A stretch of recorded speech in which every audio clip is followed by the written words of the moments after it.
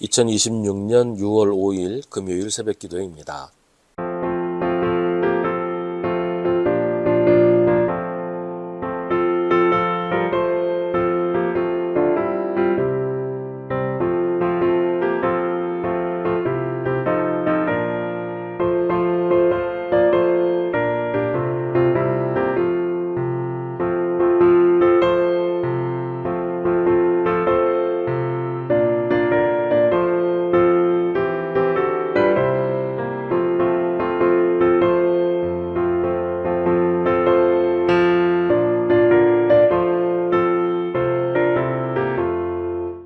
아모스 8장 1절부터 14절입니다.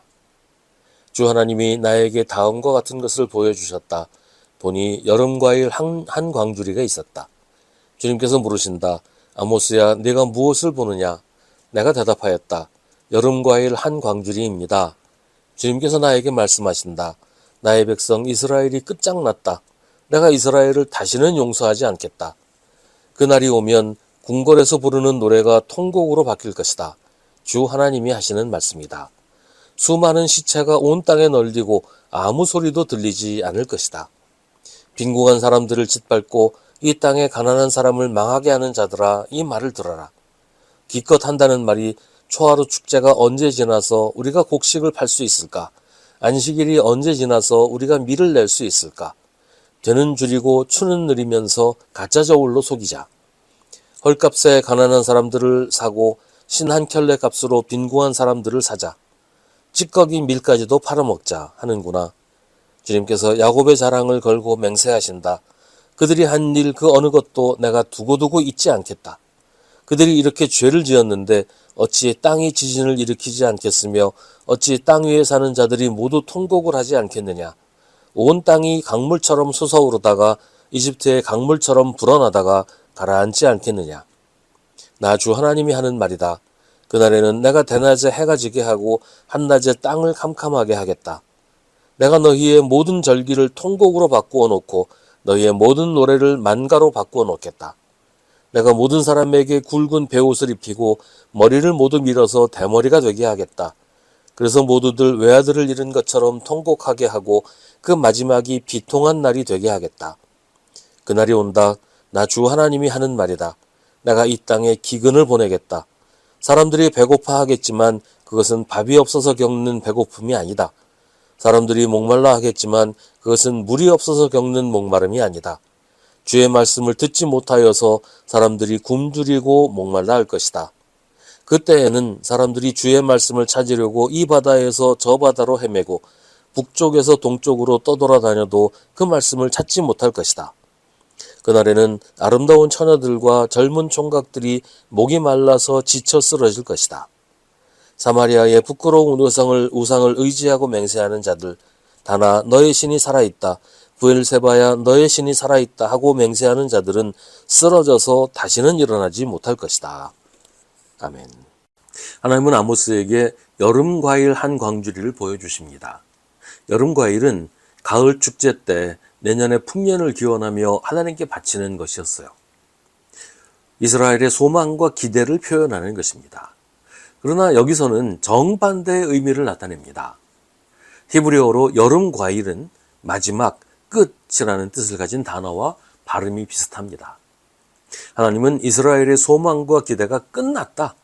이스라엘은 이제 더 이상 희망이 없다.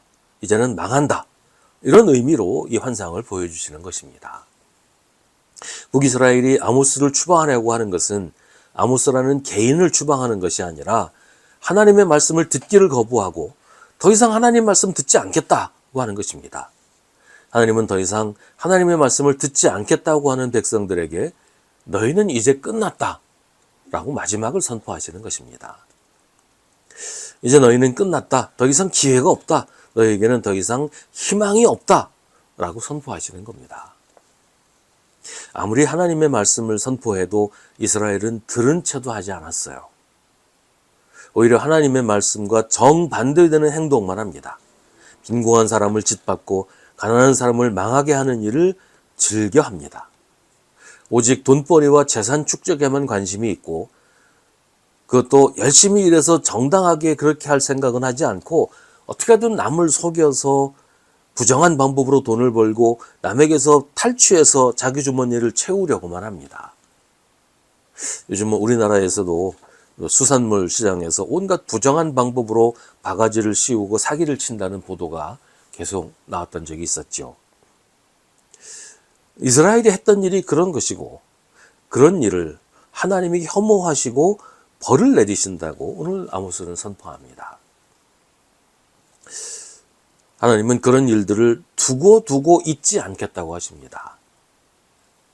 그렇게 남을 속여서 장사하는 사람들 늘 나와서 절하면서 바뀌겠습니다. 새롭게 되겠습니다. 그러면서도 속으로는 조금만 지나면 다 잊어버려. 그냥 그때는 해도 상관없어. 이런 생각들을 하는데 하나님은 그들을 두고 잊지 않는다고 하십니다. 그래서 반드시 그런 일을 한 자들을 심판한다고 하십니다. 하나님의 심판은 여러 가지 양태로 임합니다. 자연재해가 일어나기도 하고 사람들이 놀라고 애통하는 그런 상황을 만들기도 하십니다. 하지만 가장 무서운 심판은 11절 말씀에 나타납니다. 그날이 온다. 나 주 하나님이 하는 말이다. 내가 이 땅에 기근을 보내겠다. 사람들이 배고파 하겠지만 그것은 밥이 없어서 겪는 배고픔이 아니다. 사람들이 목말라 하겠지만 그것은 물이 없어서 겪는 목마름이 아니다. 주의 말씀을 듣지 못하여서 사람들이 굶주리고 목말라 할 것이다. 더 이상 하나님이 말씀하지 않으신다는 거예요. 말해봐야 듣지 않으니까 더 이상 말할 필요가 없다고 판단하시고 그냥 말씀을 하지 않으신다. 그런 얘기예요. 하지만 하나님이 말씀하시지 않으면, 하나님의 말씀을 듣지 않으면 사람은 살 수가 없습니다. 어디로 가야 하는지, 어디로 가지 말아야 하는지도 알 수 없게 되고, 무엇을 해야 하는지, 무엇을 하지 말아야 하는지도 알 수 없게 되어버리고 합니다. 그제서야 하나님의 말씀을 찾아다니지만 동서남북 어디로 가서도 하나님의 말씀을 찾을 수가 없습니다. 하나님이 말씀하지 않으시니 그 말씀을 들을 수가 없는 겁니다. 하나님의 말씀을 듣지 않는 것은 우상이 하는 말, 정확하게는 자기 욕망이 하는 말에 귀를 기울이기 때문입니다. 그 소리 듣느라고 하나님 말씀을 안 듣는 거죠. 하나님 말씀에 귀를 닫아버리고 듣기 좋은 말, 자기가 듣고 싶은 말만 들으려고 하고, 근데 그런 말을 해주는 게 우상이니까 우상에게 귀도 마음도 다 열고 다 빼앗겨 버리는 거예요. 그러니 하나님의 말씀이 들리지 않고 하나님의 말씀을 무시하게 되는 거죠.